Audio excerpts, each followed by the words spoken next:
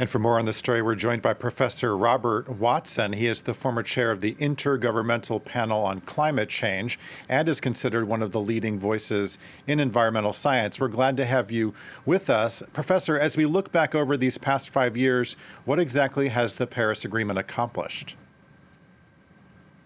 Some countries have moved in the right direction by reducing their greenhouse gas emissions, but to be quite honest, not enough has been done.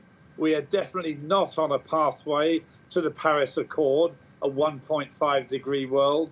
At the moment, we're on a pathway to 3 to 4 degrees centigrade. So there is no question we need to do much more. We have wasted much of the last 5 years. Now, so as we mentioned, China has agreed to make some changes to lower its output of carbon emissions. The EU is saying the same thing. It appears most of the world is taking the threat seriously, but are we now in a situation where the effects of climate change are irreversible? No, but the more we change the Earth's climate, the more we threaten nature, food security, water security, and human health.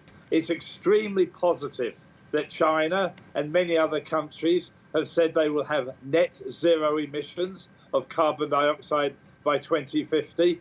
But we also need short-term measures. The recent announcement by the EU is very welcome.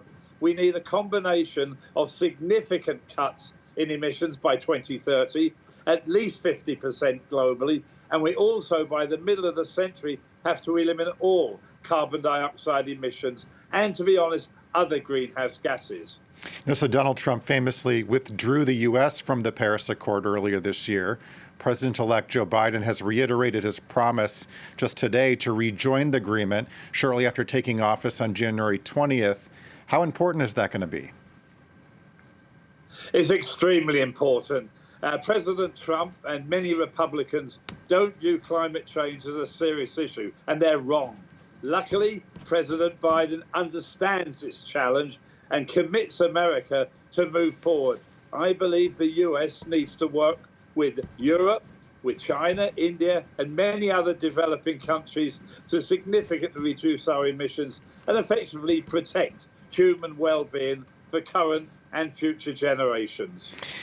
I just am interested to know your opinion. In an ideal world, what needs to be done here to limit the effects of climate change?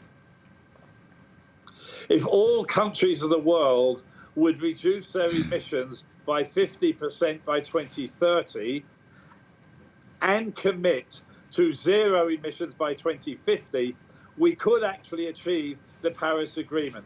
Now, we have to recognize some developing countries need more energy.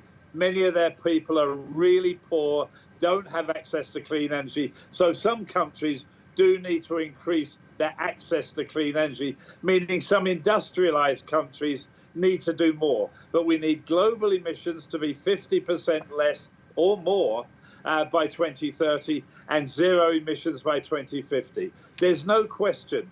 We have the technologies and policies that can achieve it. The question is there the political will?